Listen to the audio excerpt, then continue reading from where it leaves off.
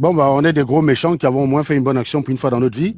Merci à tous ceux qui ont contribué pour ce jeune. Hein, c'est très bien. C'est pas trop l'habitude de la chaîne. On n'est pas des humanitaires ici parce que c'est pas très drôle. Nous, on préfère de la viande de fumée, enfin, boucaner, tout ce que vous voulez.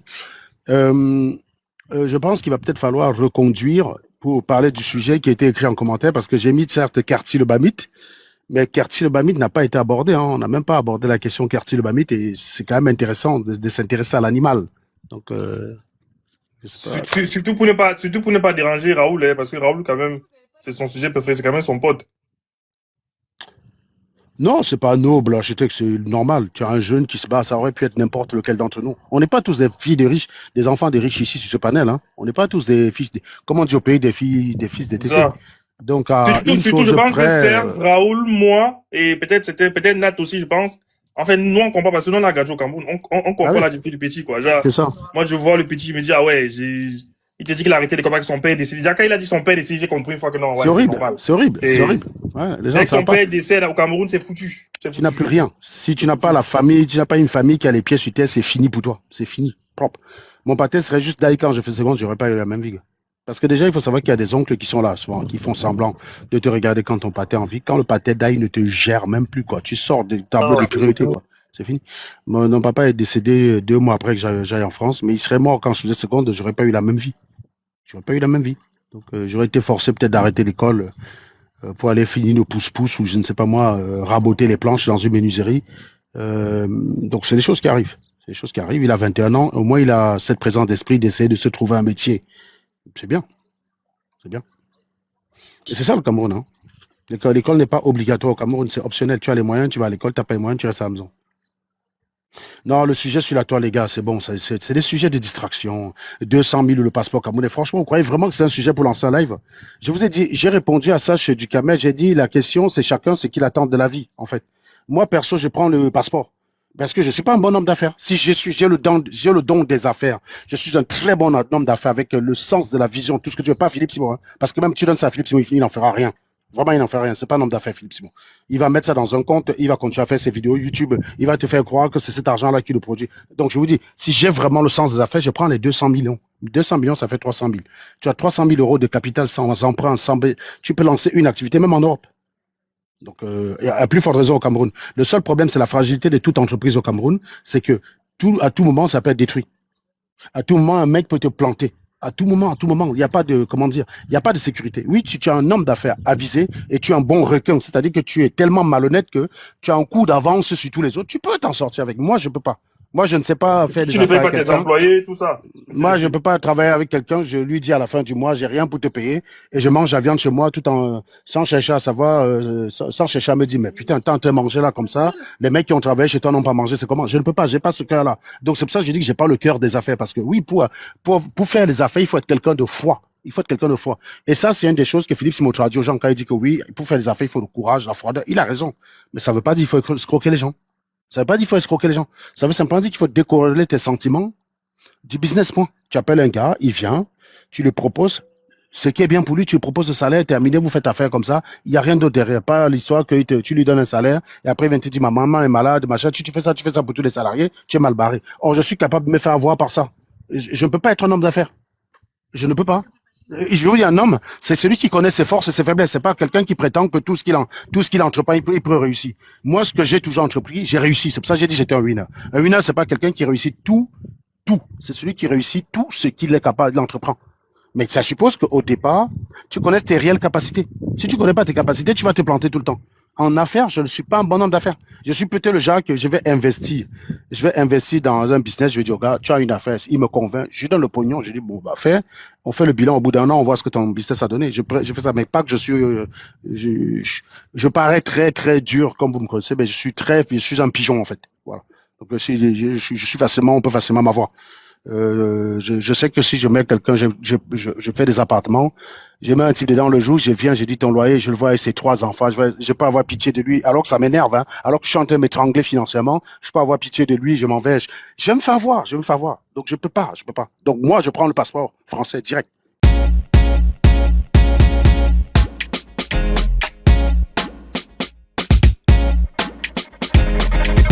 Voilà, toi, que magique.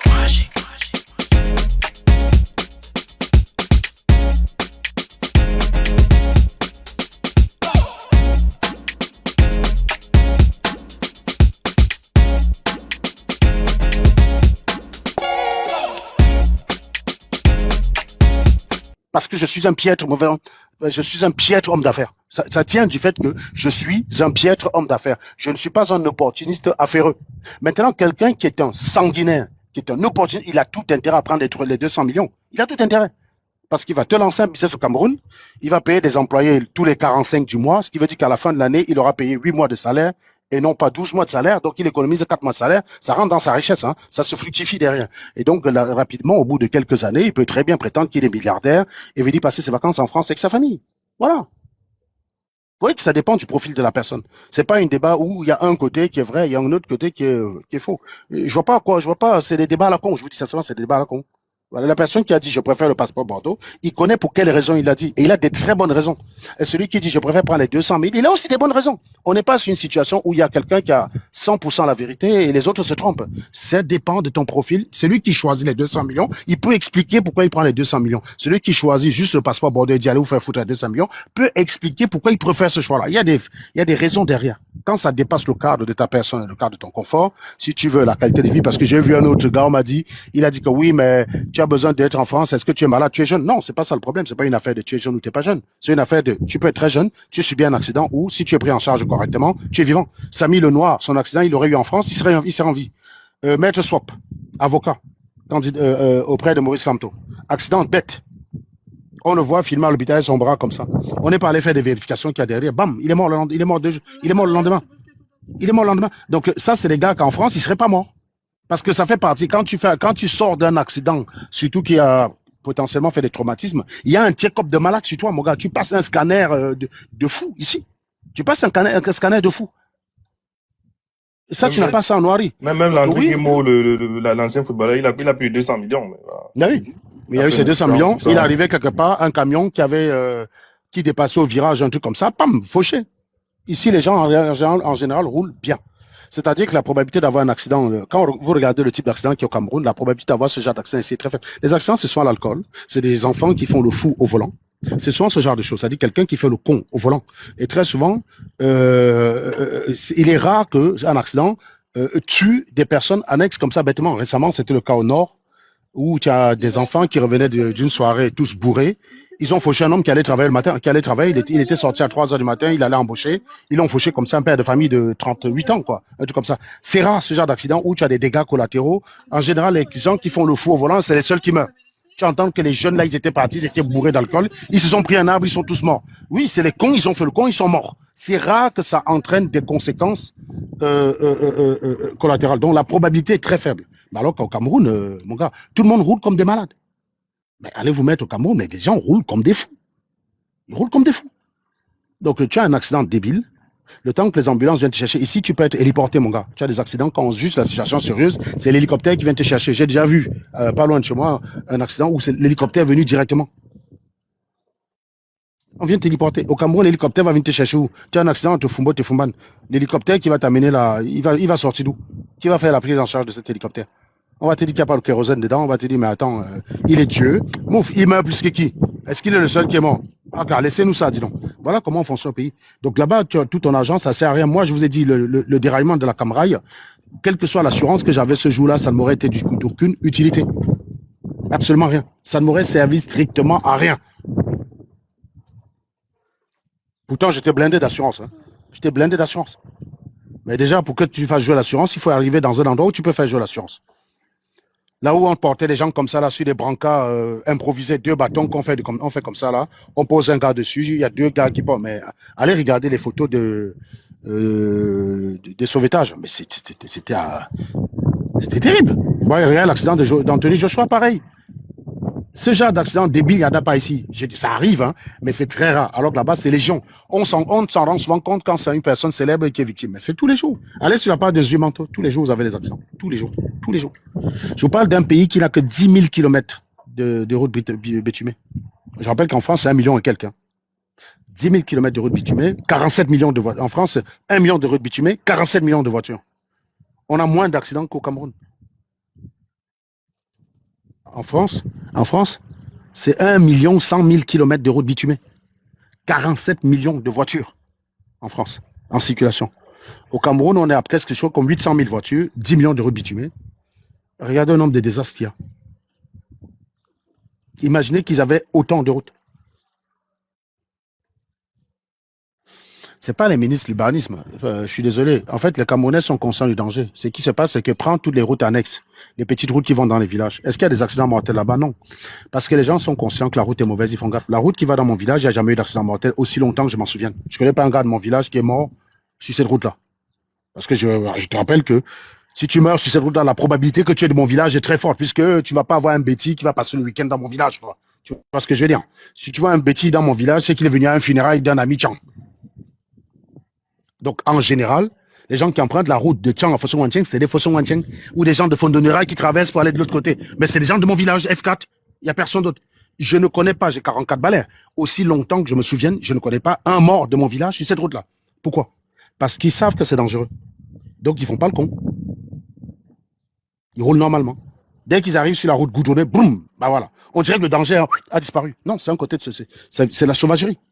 Est-ce que les accidents ont baissé donc sur l'autoroute de Simalène? Allez regarder le nombre d'accidents qu'il y avait avant sur l'autoroute Simalène, Yaoundé-Simalène. Vous comparez avec aujourd'hui. Il y a quasiment le même nombre d'accidents. Si ce n'est plus, j'ai quelqu'un qui me disait que ça a doublé. Parce que les gens se disent, comme c'est l'autoroute, je peux rouler à 170 km/h. Sauf que tu roules avec des freins nigérians, mon gars. Donc quand tu appuies sur le frein à un moment donné pour dire, ah, le virage arrive, la voiture ne réagit pas. Les gens ne comprennent pas ce qu'on appelle le coefficient de frottement. Tes freins sont censés être plus puissants que ton moteur en termes de force. 3 fois. Le rapport, c'est 3 fois. Ça veut dire que quand vous voulez tester vos freins, entrez dans votre voiture, vous mettez un endroit où il n'y a rien devant vous. Vous appuyez sur le frein à fond, vous mettez la première, vous appuyez sur l'accélérateur à fond. Si la voiture avance et que ton frein est pourri, mon gars, la voiture ne doit pas bouger d'un pouce. Parce que ta puissance, là, ton couple moteur là, en première, qui délivre la plus grande force, là, elle doit être 1/3 de la force de freinage pour que ton frein soit assuré.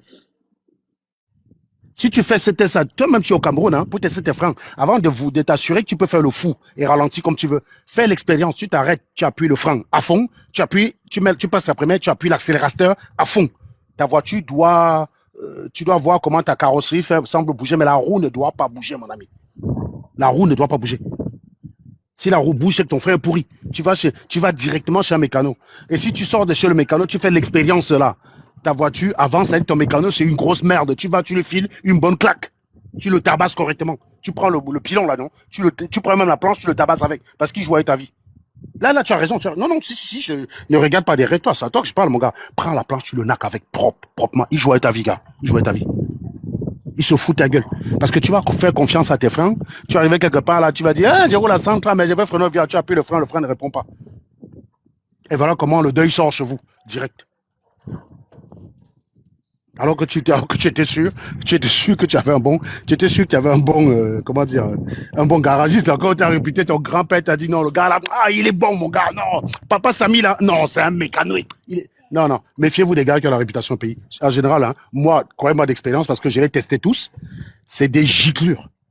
À chaque fois qu'on m'a dit que tel gars là, il est bon, c'était une giclure, mon gars. Faites l'expérience, ces mecs.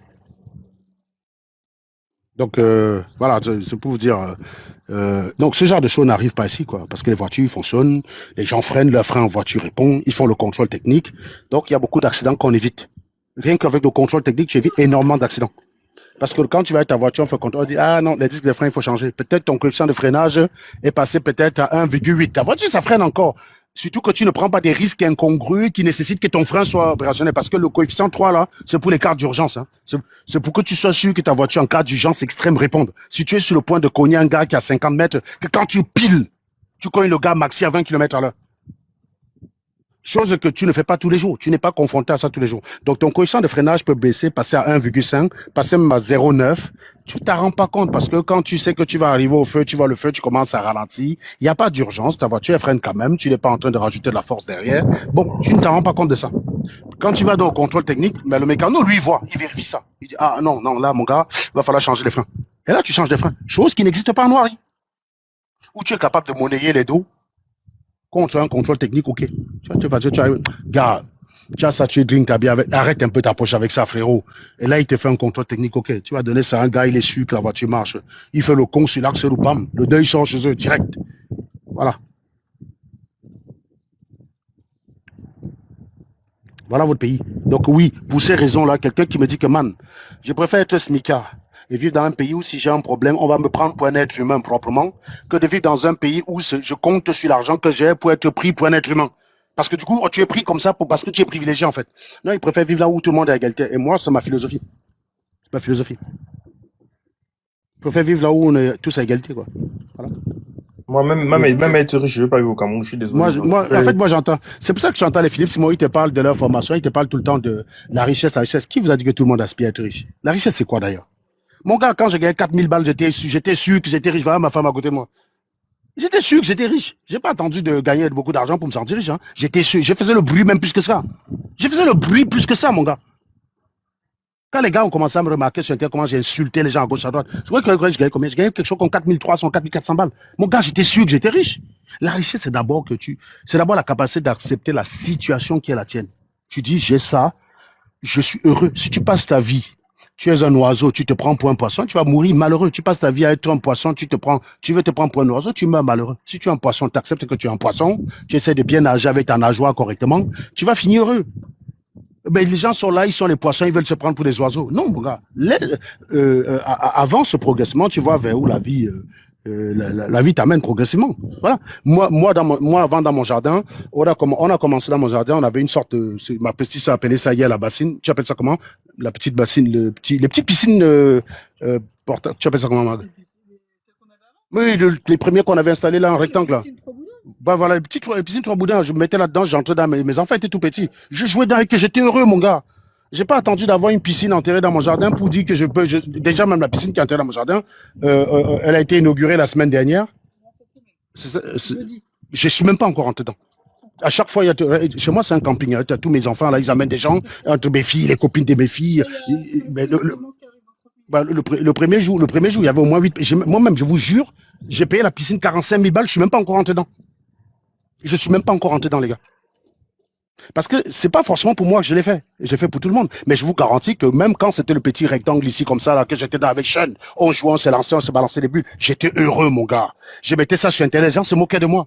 J'ai déjà vu quelqu'un, mais non, je mets ça sur Internet, vraiment un pauvre type. Quand tu parles là, on croyait que on s'attendrait. Non, j'avais pas les moyens, mon frère. J'ai gagné 4000 balles, j'avais beaucoup de charges, j'avais une maison, j'avais plein de trucs encore à rembourser. J'avais pas les moyens. Donc j'étais très heureux dans cette piscine-là. Très heureux, mon gars. En plus, on est passé ensuite au plus grand modèle qui était monté, qui avait une plus grosse capacité. Dedans, on pouvait être à 7-8, mais c'était une piscine montée. Voilà. On en avait marre que quand on va en vacances, on revient, l'eau est sale. Donc, putain, et très souvent, quand tu reviens de vacances, tu n'as pas le droit de renouveler l'eau de ta piscine. Donc, tu reviens des vacances, l'eau est sale, parce que le soleil, je ne sais pas ce qui s'est passé, donc l'eau a tourné, elle est devenue verte. Donc il fait bon, tu es là, tu vois ta piscine, mais tu peux pas aller te baigner parce que tu n'as pas le droit. Tu sais qu'ici il y a les règles en été là, tu peux pas remplir ta piscine à partir du mois de combien là, c'est à partir du mois de juin de toute façon, à partir du mois de juin.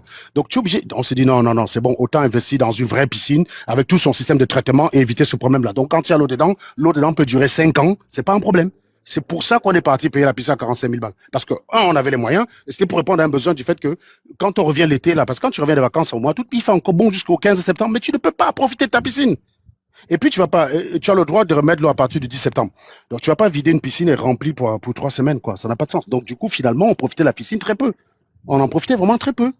Donc, ça nous a foutu les boules. On a dit non, on va aller prendre le truc avec tout le système, là, tout un système de contrôle qui est même géré à distance par le pisciniste. Donc, s'il détecte une alerte, il vient seul. C'est Magali qui a l'application dans son téléphone avec tout. Donc là, on est sûr maintenant que même si on va en vacances, on revient notre nickel.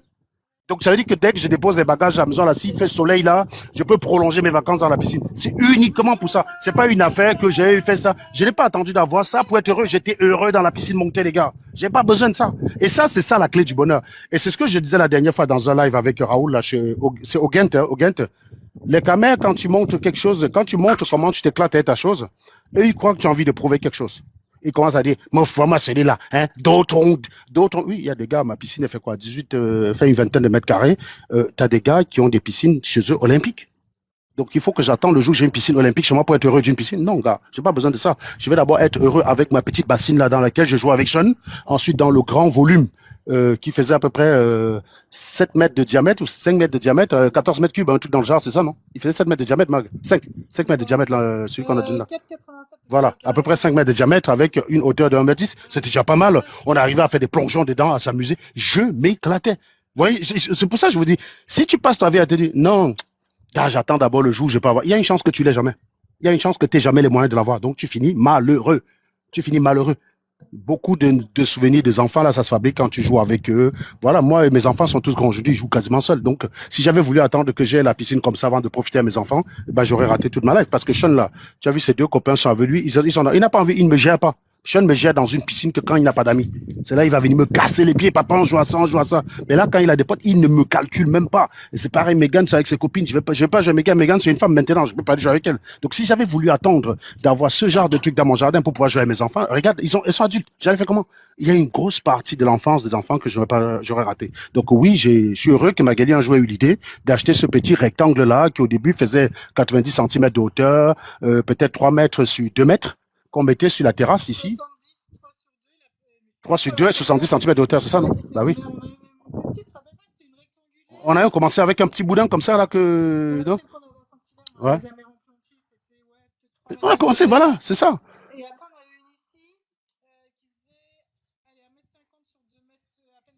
Ouais. Ouais, je peux retrouver encore les photos là-dedans. Comment? Quand je publiais ça sur Facebook, les gars venaient se moquer de moi. Quand j'ai eu les Camerounais, c'est quoi? Hein? Oui, oui, oui, oui, même parfois. Oui, oui, parfois, parfois. Justement, quand on faisait les fêtes du logement aussi, du lotissement, tu avais des enfants qui venaient jouer dedans aussi. Ouais, oui. Mais toute petite. Donc, ouais, les enfants, ils sont heureux, c'est ce qui compte en fait. Voilà. Donc faut pas croire que, faut pas attendre. Si tu roules, si tu es en vélo, bah, sois heureux en vélo. Mais travaille pour avoir une moto, mais ne dis pas j'attends d'être en moto pour être heureux. Celui qui pense ça, c'est celui qui croit. Dès que tu vas voir la moto, ton esprit va te dire je vais la Ferrari. Tu vas passer ton temps à être. C'est l'épicurisme en fait. Hein. Voilà.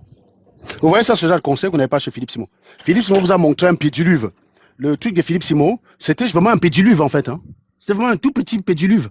Il vous a montré ça comme il a dit, regardez, nous en Afrique, nous quand on vient en Afrique, c'est là où on peut avoir ce genre de choses. Mais, attendez, le truc qui... Voilà.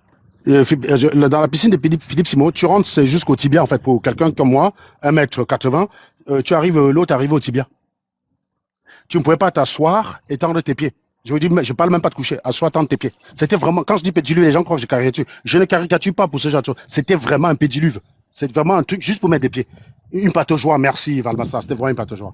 Et ben, il est venu expliquer que c'est la preuve qu'il faut rentrer en Afrique parce qu'en Europe, on n'a pas ça. Non, il y a beaucoup de gens, il y a beaucoup de Camerounais qui ont des piscines bien longtemps avant moi. Hein.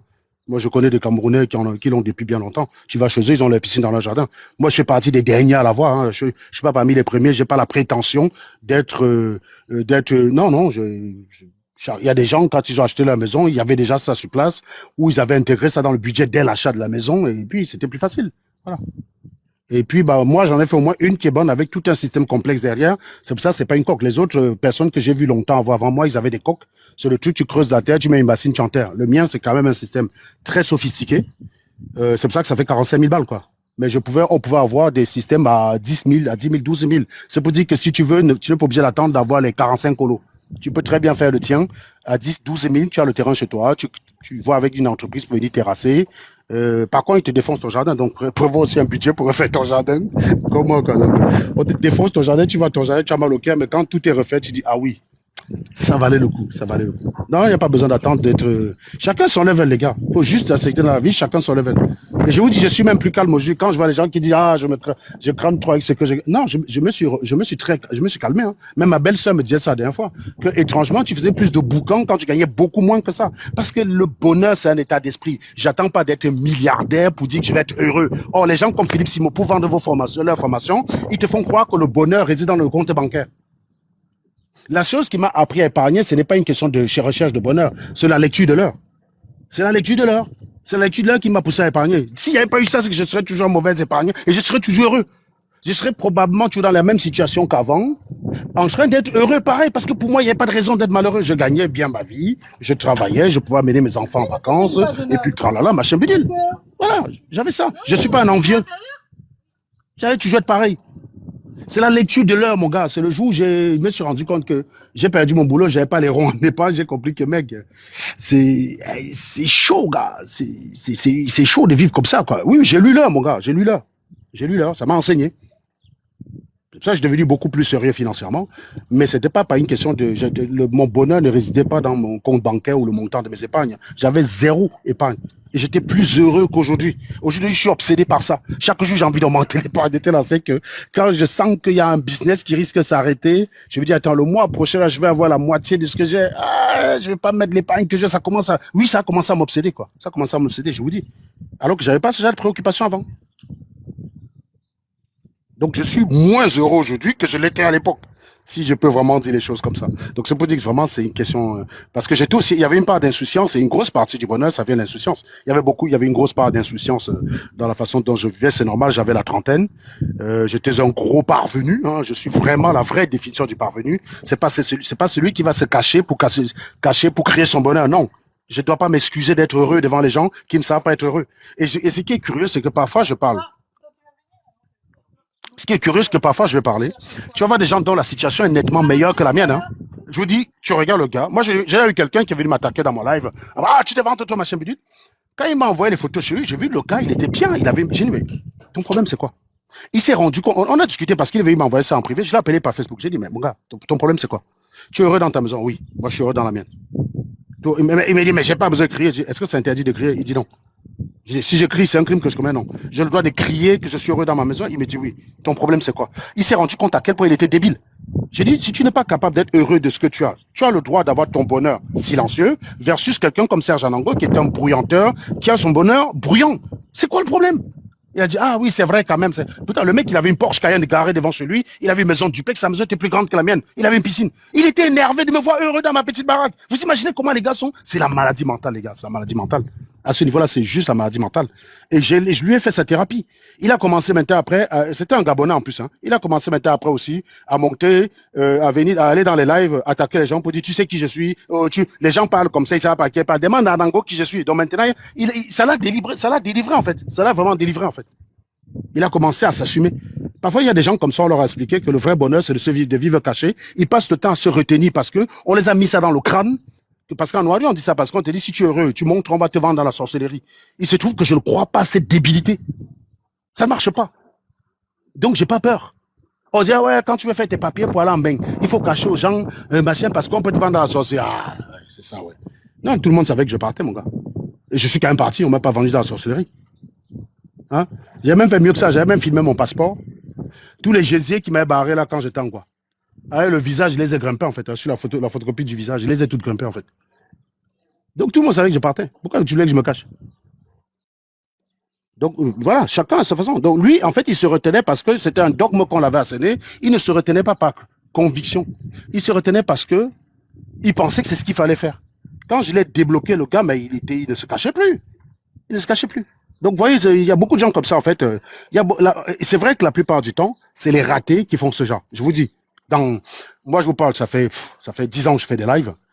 C'est le seul gars que j'ai vu m'attaquer en étant capable de démontrer qu'il valait mieux que moi dans la... Il était médecin, le gars. C'était un médecin. Donc, c'est le seul gars que j'ai vu m'attaquer en étant capable de me prouver qu'il valait mieux que moi.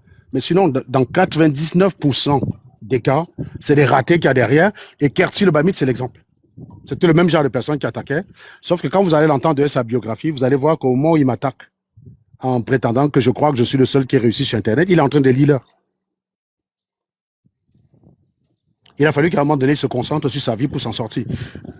On va relancer le live pour s'occuper de Kerti le Babit. Parce que on va le faire dans un autre live, désolé. Priorité aux simologues, parce que vous savez que nous, on n'a pas de fil conducteur. Dès que c'est une giclue, on peut abandonner une giclue pour filmer une autre giclue beaucoup plus urgente. Ce n'est pas un problème. Ce n'est que partie remise. On va revenir sur Kerti le Bamit. Parce que je vous garantis, c'est hyper intéressant. Toute la partie que je viens de balancer comme speech là, vous allez retrouver ça là-dedans. Le mec qui t'attaque, qui prétend dans la vidéo qu'il te dépasse de loin, alors qu'en fait, il gagne 1000 balles en étant plongeur dans un restaurant payé au noir. Donc on va y revenir. On va y revenir. Probablement tard le soir, hein, vers 23h30. 23h30 minuit ce soir. Parce qu'après j'ai des gens qui arrivent. On va profiter de l'après-midi. 23h30 minuit. J'ai dit minuit. J'ai dit quoi? J'ai dit quoi? Après, il y a des gens qui arrivent. Non, j'ai dit il y a des gens qui arrivent maintenant. Non, on reçoit des gens tout à l'heure. Ils vont être là au moins jusqu'à 22, 23h. Voilà. Donc, quand ils partent tous, quand je me débarrasse de mes invités, parce que c'est comme ça qu'il faut dire, je me débarrasse de... Ça, c'est pour énerver Marc. Hein. Donc, une fois que je me débarrasse de mes invités, eh ben, je vous rejoins. On s'intéresse à Quartier le Bamut à minuit, les gars. Voilà. Mais c'est pas grave, je me débarrasse d'eux, du coup, ce sera plus rapide. Je leur dis, bye bye, les gars, c'est bon, cassez-vous. J'ai mieux à faire, là. Il y a de l'animal sur le feu. Non, non, c'est une façon de parler, bien sûr. J'aime bien recevoir des gens aussi chez moi, y a pas de problème. Ouais, bah écoute, si on a les vidéos, moi, il faut que je t'envoie les vidéos, il faut que je t'envoie la photo de lui dans. Il faut que tu m'écris, tu m'envoies ton numéro, Connect. Il faut que je t'envoie la photo du gars. Il faut que je t'envoie la photo du gars où il fait le live dans ses toilettes. Tu vas voir le cesse que j'avais derrière. Parce que quand je parle, les gars croient que je suis un saboteur. Moi, je sabote pas les gens. Vous allez voir qu'il faisait des lives dans les toilettes. Maintenant, en fait, ce qui est marrant, c'est que maintenant qu'il se sent un peu mieux, il commence à attaquer tout le monde avec la situation. Voilà, il insulte. Oui, tu as un travail, montre que tu as un travail. Mais il est devenu pire que moi, en fait. Moi, j'aime, hein. Moi, j'aime bien. Mais ça montre surtout comment il le faisait. Il y avait une part d'envie là-dedans. Et c'est ce qui se passe dans 99% des cas. Voilà. Donc, ah oui, Boyo, je suis un moqueur, j'étais un cochon. À l'école, il y avait personne qui avait la gueule comme moi. Ne tente même pas. C'est pour ça que quand je vois les gens venir ici pour insulter, ils n'ont pas le niveau. Je te garantis, en matière de coche, je n'avais pas de concurrent. Je n'avais pas de concurrent, les gars. Je n'avais pas de concurrent. Parce que je suis très insensible aux attaques à deux balles parce que je m'accepte comme je suis. Que ce soit mes forces ou mes faiblesses. Je n'ai aucun mal. C'est ceux qui ont des complexes nombreux, qui ne savent pas accepter leurs faiblesses. Moi, j'accepte. Moi, j'ai mes forces et j'ai mes faiblesses. Donc, j'ai mes forces et j'ai. Il y a Raoul qui. Oui, Raoul, on a été au Mans ensemble. Va te dire. Je ne me suis pas fait des amis au Mans. Hein. Ah, mais moi, je ne faisais pas de cadeaux aux gens, quoi. Voilà. Donc, non. Quand je vois les gens qui veulent venir me chercher à la gueule, non, vous ne pouvez pas. Vous ne pouvez pas. Parce que moi, quand j'attaque, je suis chirurgical. Je n'invente pas pour attaquer une personne. Alors, beaucoup de gens, ils ont besoin d'inventer. Sauf que quand tu inventes pour m'attaquer, tu fais ce qu'on appelle l'homme de paille. C'est pas de moi que tu parles. Donc, je ne suis pas concerné par la personne que tu décris. C'est un peu comme si j'ai discuté avec Max. Ces élucubrations qui sortaient sur moi, ça me touchait. En fait, c'est pas de moi qui parle. Il a besoin de fabriquer un anango dans son esprit pour attaquer cet anango-là. Alors que le Max que je vise, c'est le Max qui est présent devant moi. C'est le Max qui ne s'est pas fait de démonstration de Pythagore. C'est le Max qui est nul. C'est le Max qui a menti sur sa situation académique. C'est le Max qui ne raisonne pas. C'est le Max qui te parle qui va intervenir dans des sujets qu'il ne maîtrise pas, notamment ce cadeau. C'est de lui que je parle. Mais lui, pour m'attaquer, il est obligé d'inventer un Serge Anango qu'il a conçu pour la circonstance. Ce n'est pas de moi qui parle. C'est pour ça que ça ne peut jamais me toucher. C'est la même chose quand j'attaque Marlène Nfoutou. Moi, j'attaque Marlène Nfoutou. Factuel. La personne en face de moi. Et pour me répondre à moi, elle est obligée de fabriquer un Serge Anango qui n'est pas moi. Parce que si elle veut parler de moi, mais de tout ce que j'ai fait dans ma vie, j'assume. Je vous ai dit, je suis parti de tout. Et à chaque étape de ma vie, j'étais heureux. Donc, si quelqu'un me dit, oui, c'est pas parce que tu es passé d'une petite bassine à une vraie piscine que tu as parlé fort. Mon gars, j'ai pas attendu de parler de ça pour parler fort. J'ai parlé déjà fort, mon ami. J'ai parlé déjà fort. Voilà, Raoul, j'étais au Mans, j'étais celui qui était le moins nanti. Si vous prenez ceux qui sont arrivés par le concours intégré en France au Mans en 2004, je crois que j'étais le moins nanti. Je suis arrivé quand j'ai payé la sécurité sociale, la pension. Il me restait 110 euros. Quand j'ai payé les 2 mois de loyer, là, qu'il faut. Je crois qu'il me restait 110 euros pour tout. 110 euros. Voilà. Mais demande lui si on voit ça, se voyait sur moi que j'avais pas l'argent. Mon gars, j'avais la gueule, le feu sortait seulement. Vous ne pouvez pas me voir dans une situation où je suis en train de pleurer. C'est impossible. Lui, il avait plus de. Celui qui était le plus nanti, c'était Raoul. Hein, j'ai l'habitude de le dire ici. C'était le plus nanti parmi nous tous qui sommes arrivés. Celui qui avait le plus de pognon, c'est Raoul. Le plus intégré, c'est celui qui est même. Il a même plus. Alors pourtant, c'est pas un chasseur de gésier. Il a eu le gésier avant moi hein, en France. T'imagines alors que j'étais un gros chasseur. Quoi, tu vois, le truc. Parce qu'il avait l'aisance financière, il n'avait pas le même stress que nous. Il n'a pas le même stress que nous. Et Sangave, le passeport français, c'était pas qu'il est parti ramasser une Camerounaise, machin bidule. Sangave, le passeport français. Donc, on a sur l'habitude des gars. Le gars est quand même fort. Parce qu'il est quand même tranquille au cas où si demain c'est compliqué. Il peut épouser l'enca pauvre. Donc, on a sur l'habitude de se dire ce genre de choses. Donc, voilà. Donc, non, il a eu le génie avant moi. Mais, encore une fois, je dis bien, j'étais le moins nanti, mais tu ne pouvais pas voir ça sur moi. Jamais de la vie. Tu ne pouvais pas voir. Je suis même pas sûr que lui le savait. Peut-être qu'il apprend aujourd'hui que c'était chaud financièrement sur moi à cette époque-là. Mais ça ne se voyait pas. Donc, c'est pour dire que c'est un état d'esprit. C'est un état d'esprit, gars. Moi, je vais vous dire, quand je suis arrivé en France, c'était déjà inespéré pour un gars comme moi d'arriver en France. Donc, il n'y avait rien qui pouvait atténuer ce bonheur-là. Donc, même si je dormais sans manger, je dormais le souris jusqu'à l'oreille. C'est ça l'état d'esprit du bonheur. Quand on parle de mindset, là, c'est ça le mindset. Si tu passes le temps à te considérer que que c'est compliqué, que la vie est injuste avec toi, mon gars, tu dessines, on dit souvent que quand tu dessines un monstre dans ta chambre, il va finir par te faire peur. Ben, c'est exactement ça. C'est exactement ça, en fait. Donc voilà, c'est pour ça que moi, c'était déjà la vraie chose qui m'a attristé quand je suis arrivé en France, c'était le choc de perdre mon père 2 mois après que j'arrive. Et ça, je peux vous garantir que ça m'a fait relativiser énormément de choses. Rien que parce que pour ma mère, j'étais obligé d'être fort. Rien que pour que ma mère ne se retrouve pas dans la merde. Comme on dit souvent en français, en anglais, failure was not an option. L'échec, c'était pas une option. Il fallait à tout prix que je m'en sorte. Voilà. Et vous aviez des gens, par exemple, avec qui on était au Cameroun. Mon meilleur pote, c'est quelqu'un que j'aidais quand j'étais au Cameroun. Mais parce qu'au Cameroun, je vous ai dit, j'avais les moyens. J'enseignais. J'avais les oncles qui me dépannaient de temps en temps. Je pouvais facilement avoir l'équivalent de 100 000 par mois entre toutes mes activités. Donc, j'avais quand même les ronds. Mais il y avait des gens, eux, ils sont arrivés avec la caution. Moi, je suis arrivé sans caution. Donc, du coup, le rapport s'est inversé. C'est chez moi qui venait passer le temps pour voir la télé. Moi, j'étais très bien équipé quand j'étais à Yaoundé. Quand les gens viennent dans mon pays, ils disent qu'il faut aider l'Afrique. Non, allez demander à Fétiche des gars, Kémy, c'est pas d'aider l'Afrique. C'est lui qui a dit que vous êtes leur peuple, non? Pourquoi tu viens me demander d'aider l'Afrique? Je travaille à la DGSE, mon gars. Mon but, c'est de fabriquer les fouets pour qu'on vous renvoie à l'esclavage. On vous fouette correctement, non, non. C'est ça le but du jeu. Nous, on bosse tous à la DGSE, là, au service du fouet. Notre chef d'équipe, c'est Hervé, sous la houlette de notre patron Antoine, dont l'adjoint, c'est Iron. Voilà. Donc, non, non. Allez voir les fétiches des gars, c'est eux qui vont développer l'Afrique. Tu viens de demander de développer l'Afrique alors que tout le monde alors que vous êtes 10 millions dans les lives, des gens comme eux, vous venez, vous êtes chez moi, vous êtes 50. Non, non, non, non, allez chez eux, c'est eux vos patrons. Allez demander à Nathalie Yamb de développer l'Afrique. Vous ne pouvez pas être 50 000 chez Yamb. Quand elle lance des collectes, vous lui donnez de l'argent et vous venez me demander à moi de développer la noirie. Mais vous avez vu ça où, les gars?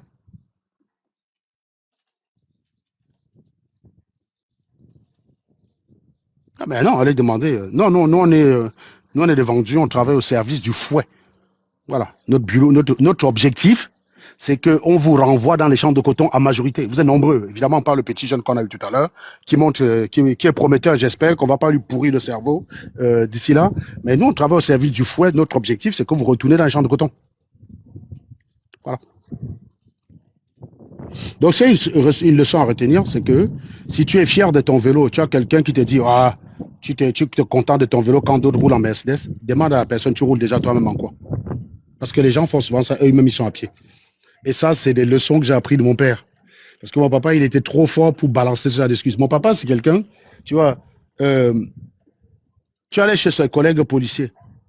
Tu voyais quand même que les gars vivaient dans les meilleures conditions que nous, dans le sens que ils avaient des frigos chez eux, ils avaient quand même un salon qui était plus ou moins équipé. Nous, non. Nous, il y avait un canapé, une télé et une salle à manger. Point.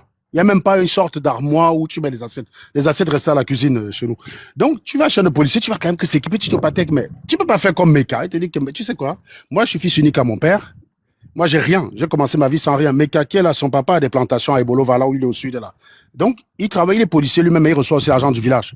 Donc, mon papa, il te calmait comme ça. Il va se balader, il va marcher un jour, je suis avec mon père dans la voiture. Il n'a plus les phares. Bon, comme on fait au Cameroun. Alors, mon père est policier. Je rappelle que le rôle d'un policier, justement, c'est d'immobiliser ce genre de véhicule. Mon père, lui, il roulait avec. Il n'y a plus de phares dans la voiture. Donc, il avait une main sur le volant comme ça et la torche dehors pour torcher. Et donc, on passe, les gens sont en train de rigoler. Je dis au Patek, mais attends, ils sont en train de se moquer de toi. Le gars me dit, oui, oui, mais ils sont à pied. Ils sont à pied. Donc, voilà. Il avait toujours un côté comme ça pour se rappeler que non. C'était vraiment, la première fois que j'ai entendu la phrase de Chirac, quand je me regarde, je me désole, et quand je me compare, je me console, c'était vraiment mon père. C'était vraiment mon père. Il avait zéro complexe, il avait zéro once de jalousie. C'est pour ça que la jalousie, tu peux pas avoir de jalousie dans ma famille. Tu peux pas avoir de jalousie dans ma famille. Bon, ce n'est même pas dans notre ADN. Mon papa, il n'enviait pas les gens. Tu avais ton truc, c'est bien pour toi. Il acceptait que lui n'a pas les moyens d'avoir la même chose que toi, mais c'est bien pour toi tout en se contentant de sa chose. Mon père nous a fait entrer dans une maison en 96 en nous expliquant, entrons d'abord dedans et on va finir les travaux après. La maison est restée à l'identique. Donc, vraiment comme une maison en chantier, jusqu'à ce que j'ai le bac pour partir de Fumot. Je suis parti de Fumot en 2001, hein, quand j'ai eu le bac en 2001. Jusqu'à ce que j'ai le bac, la maison est restée quasiment en chantier. On appelle ça du provisoirement définitif ou définitivement provisoire, tu vois bien. Voilà. Et c'est ça. Et il s'en foutait. Il dit, mais moi j'ai un toit, je suis chez moi, je suis pas locataire, personne vient me demander de loyer, donc ne me casse pas les pieds avec ça. Le confort, on verra. Moi, je suis d'abord chez moi. C'est d'abord ce qui compte. Donc oui, quand tu es un père comme ça, tu sais être heureux avec tout ce que tu as, mon gars. Et ça, c'est... Maintenant, si tu avais le genre de Patek, il avait beau gagner de l'argent, il était tout le temps en train de vouloir gratter l'argent aux autres. Pourtant, il a une bonne situation. J'ai jamais vu mon père faire.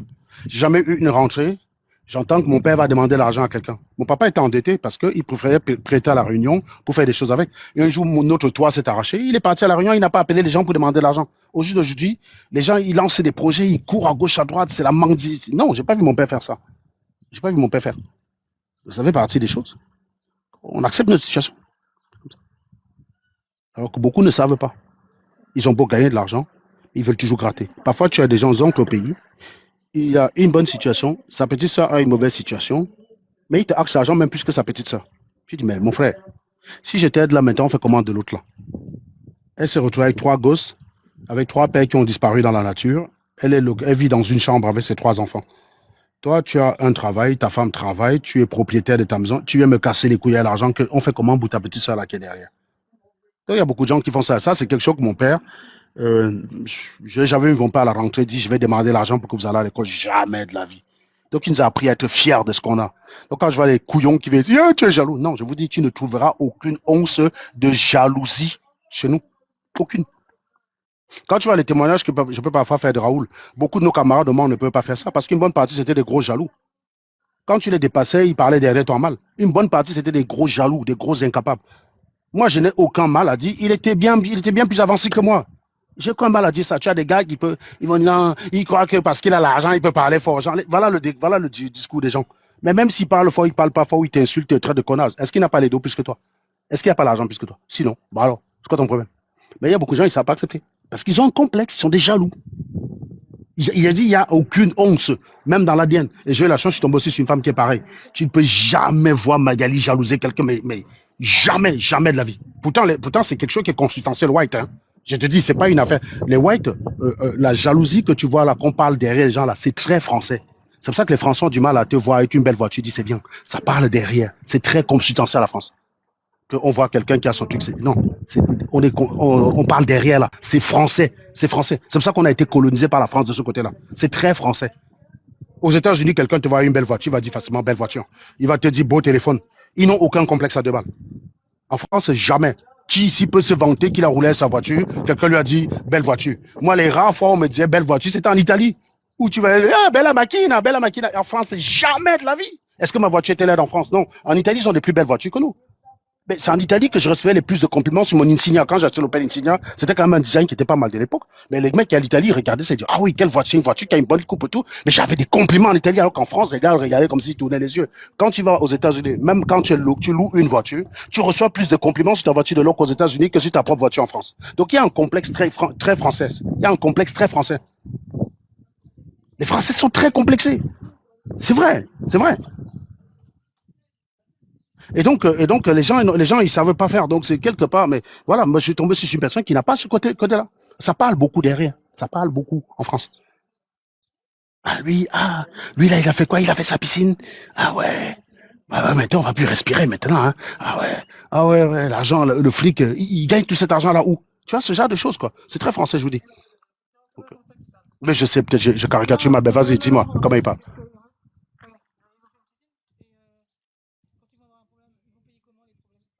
Ah oui, voilà, c'est ça. Oui, Magali a me dit comment les gens vont mal parler. Ouais, bref, c'est ça quoi. Donc, ça peut dire que c'est quelque chose qui c'est une question de c'est une question d'attitude, c'est une question d'éducation. Voilà. Si tu éduques tes enfants correctement, moi je me rappelle ma fille, le premier logement dans le lotissement qui avait une piscine, c'est la maison qui est en face de nous là.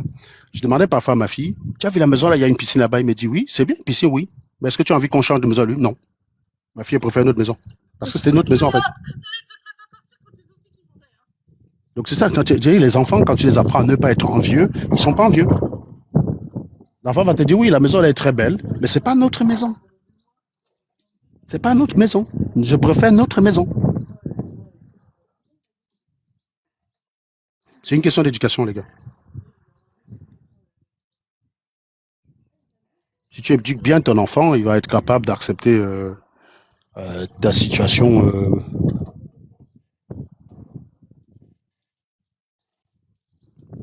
Ah oui, oui, oui, quand l'Insignia est sortie, Nono, elle avait des très belles courbes. C'était la voiture de l'année 2009. Quand je l'ai achetée, on n'était que deux en Pays de la Loire. D'après le gars d'Opel m'a dit, vous êtes que deux à l'avoir. Et à l'époque, quand vous vous croisiez au volant de l'Opel, si à vous vous jetez, il y avait un contact visuel petit. Voyez quoi.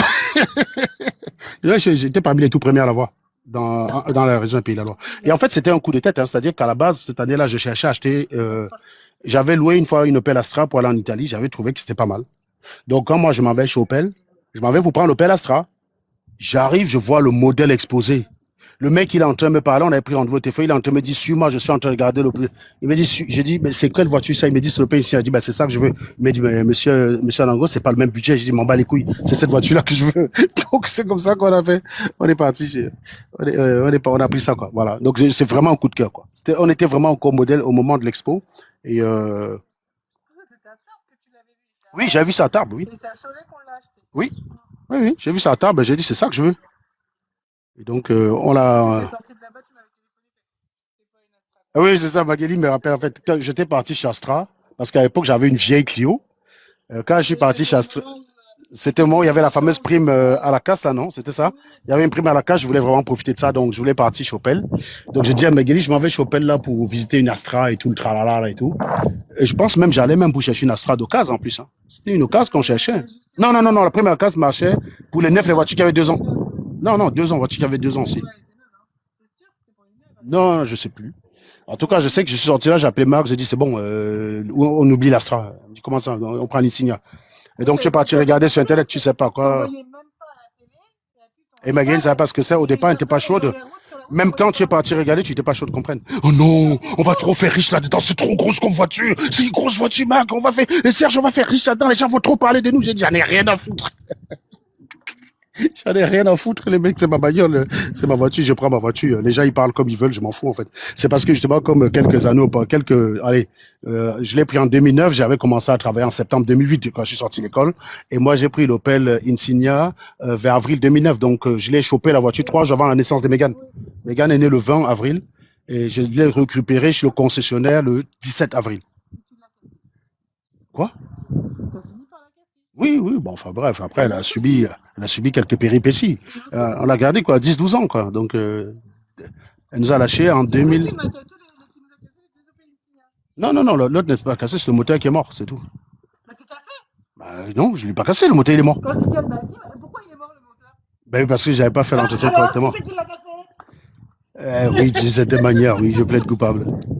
Donc, oui, on a récupéré ça comme ça. Ça faisait juste 6 mois, j'étais sorti de l'école. J'étais sorti de l'école, ça faisait quoi? 7 mois, quoi. De septembre 2008 à avril 2009. Donc, ça fait quoi? Ça fait 7 mois, ouais. Voilà. Donc, ça faisait que Magali avait peur qu'on dise que, oh putain, le mec qui vient juste de sortir de l'école, il s'achète une grosse voiture. Ils avaient, voilà. Oui, c'était ça, la 2 litres CDTI, exactement. C'est la 2 litres CDTI. J'avais pris un modèle qui avait peu d'options parce que j'étais tellement pressé qu'on me livre et c'est surtout que la première Insignia, parce que j'ai eu 2 Opel Insignia, j'ai eu une d'édition.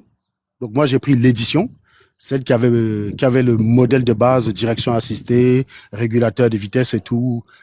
Et puis après j'ai pris le haut de gamme, quoi. 1 an après, quand je suis devenu consultant, que l'argent commençait à rentrer, j'ai pris le modèle haut de gamme. Et c'est ce modèle-là que Raoul connaît, celui qui est marron. Il ne connaît pas le modèle gris. Le modèle gris, je l'ai laissé à Magali. C'était un modèle haut de gamme que j'avais qui était super puissant. Sur l'autoroute, tu avais des accélérations. C'était sportif, quoi. C'est une sportive. Les deux, je les ai gardés. La première, je l'ai gardée de 2009 jusqu'à 2020. Et donc, elle est morte parce que, à force d'être tout le temps à gauche, à droite, je n'étais pas allé faire des révisions qu'il fallait. Et un jour, sur une autoroute au sud, elle m'a lâché. Voilà. Elle m'a lâché complètement, elle est morte. Et puis la deuxième, marron, en 2024. Je vous dis, hein, c'est ça qui est drôle. Renault m'appelle. Renault m'appelle et me Ouais, c'est dit, parce que t'avais lancé un truc aussi. il y a un mec là qui me prend pour un musulman, il me dit, donne-moi Mégane. Mon pote t'a dit que je suis mahométan. Et tu es fou, je l'ai bloqué déjà, c'est un abruti. Je suis pas, je suis pas mahométan, je ne donne pas ma vie, abruti. Après, c'est Philippe qui est payé. Je suis pas sûr que tu peux la supporter, mon gars, hein. Mais je te dis, moi, je donne pas. Mais je crois pas que tu puisses. Parce que tu crois qu'elle est facile. Même moi-même, comment ça me passe. Donc, je dirais, moi, l'autre Insignia, Renault m'appelle et me dit, ta voiture est disponible. Descends, ramène celle-là parce qu'il y avait une reprise. Je vous jure, sur l'autoroute, j'ai cassé l'autre. La veille du jour, j'allais aller déposer chez Renault. Je l'ai fracassé, en fait. Il y a un policier devant moi qui a freiné comme un malade. Et ben, je lui suis rentré dedans, quoi. Donc voilà.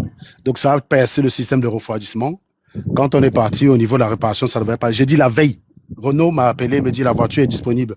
On a pris rendez-vous que je viens avec l'Insignia vendredi à 15h. Je dépose l'Insignia, je prends mon Renault Espace. Je l'ai fracassé la veille, les gars. Je vous jure, je l'ai fracassé. Donc voilà. Donc la voiture ne voulait pas. La voiture avait décidé que j'ai un propriétaire, c'est un Ango, si c'est pas un Ango, c'est plus personne. Donc elle a dit non, non, je vais pas aller, on va faire une reprise, on va donner à quelqu'un d'autre. Donc c'est comme ça. Et c'est dans un policier que je suis rentré en fait.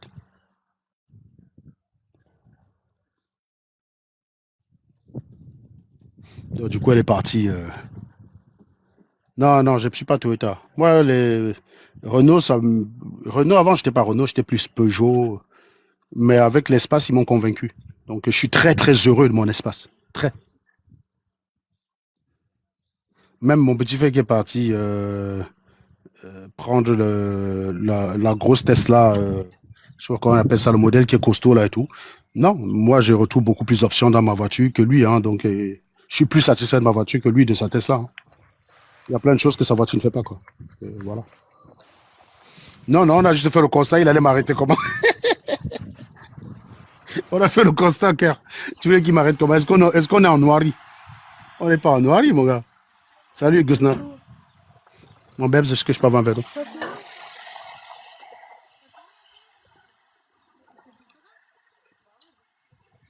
Gusna, tu es là ou pas? Tu vois les pieds tout blancs comme Ah, Noël. mais il est monté pourquoi alors, notre ami? Ben Noël, elle a les pieds tout blancs parce qu'elle est toujours en chaussettes. Bon, ben les gars, je pense qu'on va revenir C'est plus ça. tard pour. Elle est à l'intérieur. Ah, il s'est trompé, ok, pas de souci. Je crois qu'on va se. Ok, tu aurais fini. Bah oui, au pays, le gars, il me dit, tu sais qui je suis. Tu aurais versé l'argent pour rentrer chez toi. Tu aurais payé une rançon. Sinon, il appelait seulement ses collègues qu'on venait t'attraper, c'est tout. Tu payais une rançon, quoi. Non, là, je t'ai fait les constats avec les assurances et puis voilà, donc c'est tout. Je me suis pris un malus parce que j'étais 100% tort. Quand tu cognes de l'arrière, ce que tu entends, tu n'as pas respecté la distance de sécu, donc puis voilà, quoi.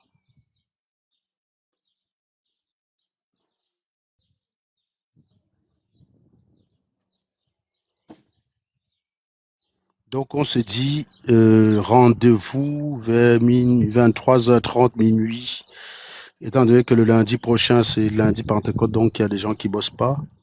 Non, je dormais pas au volant, je regardais. En fait, là tu me poses action devant ma gare. Je regardais un truc sur mon téléphone. Quand? Bah, le jour où j'ai cogné l'autre voiture, j'étais en train de. Quand? Ben, l'Insignia, la veille quand je devais remplacer, quand je devais descendre à C'est le l'Insignia. gars qui t'a foncé dedans. Non, j'ai cogné dans un policier. C'est moi qui t'entends, tu le sais très bien. Ah oui, c'est vrai. Hein, le téléphone était posé à Elle a eu côté. tellement de casse aussi avec celle-là. Le téléphone était posé à côté, mais je sais, le problème c'est que tu me poses action, je sais pas le mensonge que je lui ai sorti à l'époque, et tu me pousses maintenant à lui dire la vérité. Non, en fait, le téléphone était posé à côté. J'étais en train de regarder un truc sur le téléphone pour Avec chercher un un numéro à flic, avec un lancer. flic devant toi. Il y avait un flic devant moi T'as de la chance qu'il qui a était en pas vu. voiture banalisée. Oui, mais t'as de la chance qu'il t'a pas vu sur ton téléphone, hein, parce Oui, que il m'a pas. sinon, Mais non, il était pas en service. mais quand même. Donc, il a appelé. En fait, je me rappelle que. Et, attends, et ce qui est curieux, c'est que c'est sur le trajet de la route où Platini rentre. On est sur la 86. Platini, quand il rentre du boulot, il passe par là. Donc, Platini, il est au volant. Platini, il est au volant. Mais attends, il passe, il voit une voiture. Il dit, mais tiens, ça ressemble à la voiture de Serge. Et il arrive, il me voit, il me voit debout. Et donc, il arrive, il va garer devant. Il dit, ben non, donc j'ai le remorqueur. C'était le remorqueur qui me dit qu'il y a quelqu'un qui est garé devant. Il dit qu'il est votre petit frère. J'ai dit, ah ouais, donc j'appelle Platini, il me dit, oui, je viens de te voir là, garé sur le côté. Et donc Platini, on s'est suivi. Donc Platini, qui m'a attendu, on a perdu le temps parce que le policier, comme c'est une voiture de service, le papier de constat, il fallait qu'un de ses collègues vienne en moto avec, jusque-là, pour qu'on fasse ce constat. Donc je suis resté là presque 1 heure et quelques, hein. Donc il est venu avec le papier. Tout ça à cause de cette chose bien Donc le faite. mec est venu avec le papier, on a fait le constat. Et donc, quand j'ai vu que l'eau commençait à couler dans la voiture, je me suis dit, ah, le circuit refroidissement. Donc Platini me suivait. On s'est arrêté quelque part dans un McDo. dans le 77. Je suis allé choper l'eau à l'intérieur. J'ai rempli dans la voiture, mais en faisant 7 kilomètres. Donc, Parce que la voiture roulait, je croyais ben qu'elle oui, était la cassée. voiture roulait, mais c'était le circuit de refroidissement qui était. Oui, c'est le radiateur qui était cassé. Mais oui, mais tu l'as mis au garage, normalement, c'est Ben oui, mais le puisque timer quand je qui suis fonctionne. arrivé, quand je suis sorti de l'autoroute et que je suis arrivé au stationnement, ben on a payé l'assurance. L'assurance est partie avec, ils se sont rendus compte que pour réparer tout, ça coûtait plus cher que la valeur de la voiture. Toi, t'as pas fait après l'accident, tu as roulé Oui, avec oui, la oui, voiture. parce que la voiture roulait. C'était Mais juste. je suis jamais au courant de Mais tout. parce que Mais tu ne c'est vis toi pas à et Paris, ma madame, tu vis à voiture. Nantes. Mais Donc tu peux pas être au courant de tout. c'est toi et une autre voiture. T'aurais pu m'expliquer. Ben je t'avais dit qu'on a roulé avec. Non. Platini me suivait. Donc oui, comme ça par hasard, c'était que quand il revient du 95 là, quand il passe par là 86, il est tombé sur moi quand. Donc quand le réparateur me dit mon petit, il y a quelqu'un devant qui dit qu'il est ton petit frère. Je dis ben c'est pas Nelson, Nelson. Ah, il dit oui non c'est Platini. Et sûrement il était avec son 5008. Et donc voilà quoi. Donc voilà comment la voiture. Après on a fait le constat. L'assurance est venue envoyer une voiture, une dépanneuse. On a porté la voiture, on amène au garage. On m'appelle pour dire muerto. Donc voilà. Oh, ça a duré. Après, c'est Lily qui te l'a dit en plus. Qu'elle était morte. Ouais, Ouais. je sais plus qui s'est passé. Et Mais j'ai quand même fait un chèque pour prendre la voiture. J'ai quand même fait un chèque pour la. J'avais fait le chèque pour compenser la reprise. ah oui, bah oui, bah t'avais pas le choix. Voilà, j'ai fait le chèque pour compenser la reprise, mais ils m'ont dit qu'on attend que l'assurance te rembourse Oui, et on touche le chèque. oui, Et puis l'assurance m'a remboursé la valeur de la voiture. Je crois qu'ils m'ont versé quelque chose comme 7000, un truc comme ça là. oui, c'était ça. Et c'était pile poil, c'est que le chèque que je leur avais fait quoi. Ouais. Oui, non, c'est Lily qui a été chercher les affaires à l'intérieur de la voiture. Oui, oui, c'est ça. Ouais, Ouais. ouais. Ouais. Mais ça a été presque une ou deux semaines, Oui, hein, oui, ça a mis un certain temps, mais ce qui est bien, le c'est temps que que je suis pas le sûr qu'à médecin, Paris. Pardon? le temps que comment on appelle ça, le mec de l'assurance, là, L'expert. Hein. l'expert passe, Ouais, c'est ça en fait. ouais, c'est ça. Et à Paris, tu dois, il doit y avoir assez Non, à d'efforts. Paris, je pense pas que. À Paris, même déjà, il y a des habitudes, par exemple en province, où le concessionnaire il peut te laisser la voiture parce que, bon, quand on sait où tu es, tu habites pas loin, il y a une confiance quand même. Il y a moins de chèques en bois en province qu'à Paris. À Paris, les chèques, c'est mort, je crois, depuis 2015. Hein. C'est maintenant. C'est même plus vieux que ça, hein. Oui, je crois que même une Parce fois, que moi, fois, on j'avais était été. parti, il fallait bien, bien en 2011, Non, là. je te connaissais pas encore, j'avais été au parc Astérix avec les filles et dans un Super U, j'ai voulu faire un chèque pour Non, non, récupérer oui, ma carte. c'est ça. Ouais. Dans une grande surface, Non, le hein, chèque à Paris, ça et fait. ils m'ont dit, bah non, on prend pas les chèques. Ouais. Ah, bon, bah, je Dans la prends. plupart des magasins à Paris, ils prennent pas chèque. Alors qu'en province, c'était encore le cas, quoi. Donc, il y a encore une certaine confiance. Bon. Avec les porteurs. Mais Oui, moi, je prends le dos sur en le chèque province, les et. gens continuent de prendre le chèque, mais c'est l'habitude du chèque qui disparaît. Les gens demandent moins, les Oui. gens utilisent de moins en moins le chéquier. Les gens perdu l'habitude d'utiliser le chèque. Parce que les vieux, ils étaient beaucoup plus à l'aise à faire les chèques, en fait, plutôt que d'utiliser la carte. Quand la carte bancaire arrivait là, ils étaient un peu, donc ils préféraient faire les chèques. Donc, on fait tous les chèques, mais peu de gens font les chèques. Parce que je crois que nous, ça fait un moment, on n'a pas reçu le chéquier, nous. Ça fait être, ouais, ouais, c'est ça, on n'a plus de chéquier, nous. Hein. Donc, on faisait, Si, on en a, mais. moi, j'en ai plus. Moi, avant, j'avais dans mon sac. J'en avais toujours Moi, dans le j'en sac, reste un. mais j'utilise plus, moi. Donc, parce qu'à Paris, non, les gens ne font plus chèque. Alors qu'ici, encore, les gens ont encore l'habitude. Ils ont encore confiance. Les gens ne font pas trop les chèques en bois par chez nous, ici, quoi. Ah non, les gars, arrêtez de me casser les pieds, le fameux des 100 millions là. Putain, les mecs, vous avez 5 personnes à poser la question. Vous me cassez les pieds avec ça. C'est bon, j'ai déjà répondu. Je ne vais pas y revenir à chaque fois. Mon avis, c'est l'avis de tout le monde là-dessus. C'est chacun fait ce qu'il a envie de faire. Point. Oui, oui, en province, ça existe encore. Il n'y a pas de problème. En province, pas chez nous, à Clisson, tu veux faire un chèque, il n'y a pas de problème. Bon, tu vas pas aller à la boulangerie, prendre deux pains et faire un chèque de 20 balles, quoi. Donc, personne ne fait pas ça. Personne ne fait ça.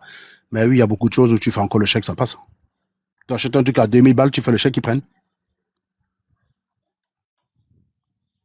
Sauf si c'est écrit sur ton chéquier, si une cité bizarre, là, dans un quartier bizarre, mais bon, je dis n'importe quoi.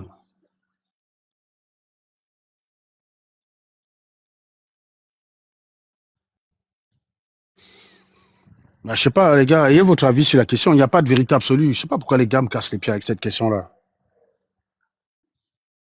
Il n'y a pas de vérité absolue.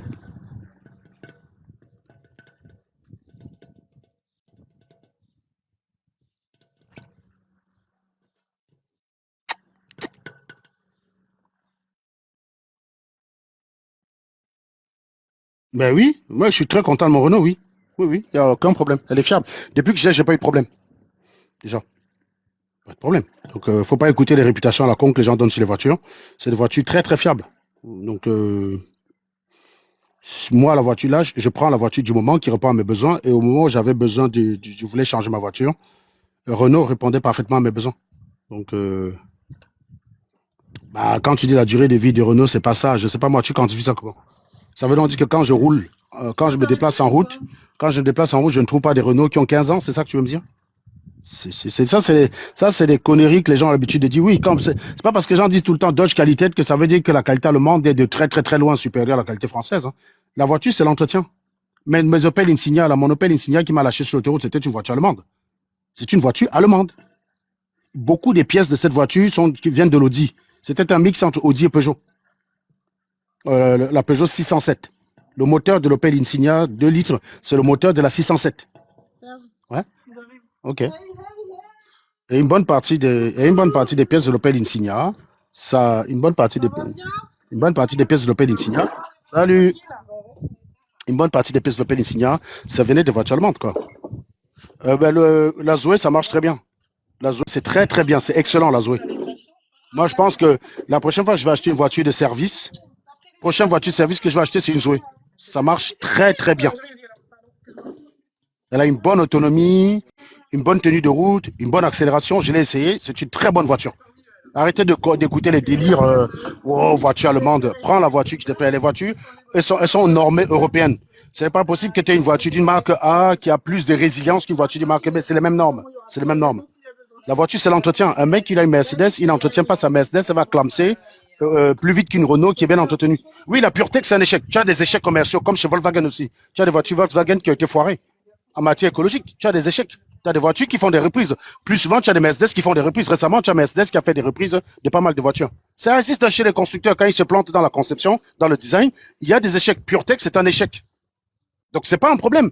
Qui a été le premier à dire que c'est un échec? Ben, c'est les Français eux-mêmes. Ben, tu as aussi eu des échecs comme ça avec les Allemandes. Mais ça, par contre, vous n'en parlez pas. Oui, je rappelle que Volkswagen a pris 5 milliards aux États-Unis, hein, pour information.